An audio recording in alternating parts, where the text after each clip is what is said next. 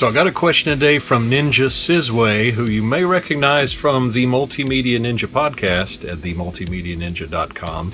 The question is, do I primarily use my 50mm fixed lens for video production like on our recent music video, or is there another lens that I recommend?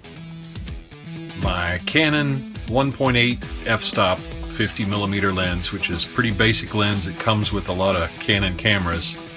I love it. I mean, it's you can always Jones for a 1.4 or a 1.2 50mm, which are more expensive, and also you can get more bokeh, which is the background blurring when you get those smaller numbered f-stops, which means a larger aperture.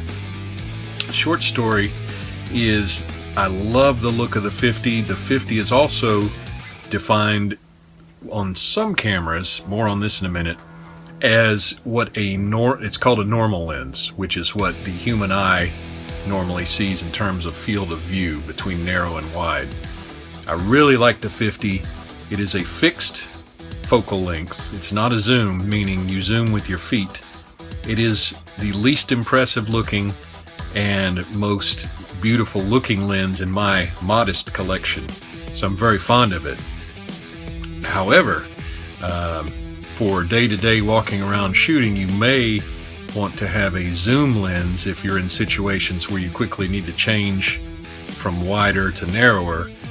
For that purpose, I have a Tamron, which is a little cheaper brand, but they make some respectable lenses for getting into things to start out with, and mine is a 24 to 70, I believe, millimeter lens, which gets you from pretty wide to semi-telephoto. It's a nice range. Obviously the 50's right in the middle.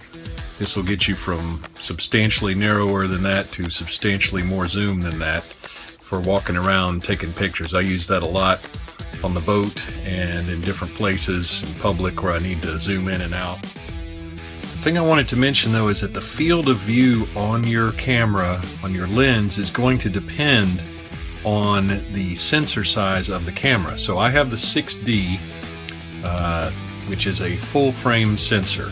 I believe the 5D Mark III and Mark II are full frame. I could be wrong. The Canon 7D is a crop sensor. Neither of these are necessarily better or worse than the other, but the thing is, when you have the crop sensor, it has this effect on the perceived focal length of the lens. And what happens is, if I have a 50 on my 6D and you put 50mm lens, fixed lens, and you put that on a Canon 7D, which has the crop sensor, it's going to behave like a 85mm lens, if I do my math right. So it's going to be a little more telephoto and a little more narrower field of view.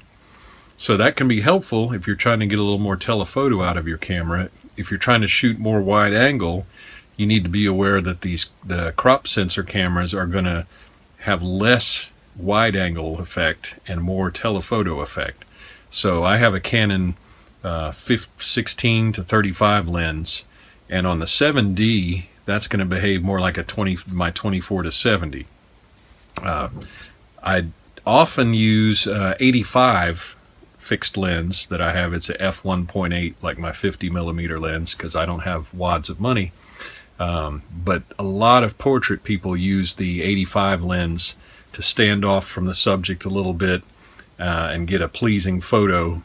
You generally get better looks on people if you're trying to do portraiture by using a little bit more telephoto, normal to telephoto range, often a little bit of telephoto, and stand off from them than you are on wide angle. If you get wide angle, their noses and all this stuff, foreheads are going to get all big, which I can't even recreate on this iPhone. But anyway, the fixed 85 is a good one. At the end of the day, though, to use a terrible cliched expression, as Harold Sellers pointed out in episode 1 of the Multimedia Ninja, the most important thing on your camera, generally speaking, if it's got a decent resolution and decent behavior in the sensor, is the glass or the lens that you put on it. So you do want to choose carefully. You might try with the 50 from Canon is a nice fixed length to do a lot of stuff with, and you can always crop if you have a sufficient resolution to make it a narrower field of view. But you can also rent lenses or borrow them to try and figure out which ones you like, and there are some very nice Canon and Zeiss lenses are even generally better if you ask a lot of people, but you want to rent those before you go shelling out hard-earned money on them. Just a couple other things to remember. The focal length of the lens, when I talk about telephoto and wide angle, those are not the only things that the focal length determine. Focal length also determines the width of view. At a 100 millimeter lens is going to have a very narrow width of view, and a 24 millimeter lens is going to have a very wide field of view.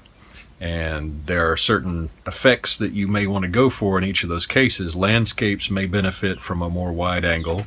On the other hand, you can get, if you're shooting a bunch of series of mountains in the distance, a telephoto will compress the distance between the mountains and give them a very interesting sort of stacked layered effect. And we're getting quite a bit of wind on the boat here. But anyway, so there are more things at play, including depth of field and different things with these different focal lengths. So that's one thing. Another point is that with a fixed lens, you can generally get a little more bang for your buck if you have a specific focal length that you want. You can generally get what they call a faster lens, meaning a lower F number lens, meaning a bigger maximum aperture lens. For the same money, you would spend more to get that same capability in a zoom lens. So if you know that you want, say, a 50 millimeter, you can get a fixed 50 of a much better performance and potentially a lower F number than you could if you definitely want a zoom lens. The lower F number, meaning bigger aperture, lets you shoot better in lower light situations. It also lets you get extremely shallow depth of field. So like my cabinets here, that might be an extreme example, but if I'm set off from them, these could be totally blurred out. I can be in focus.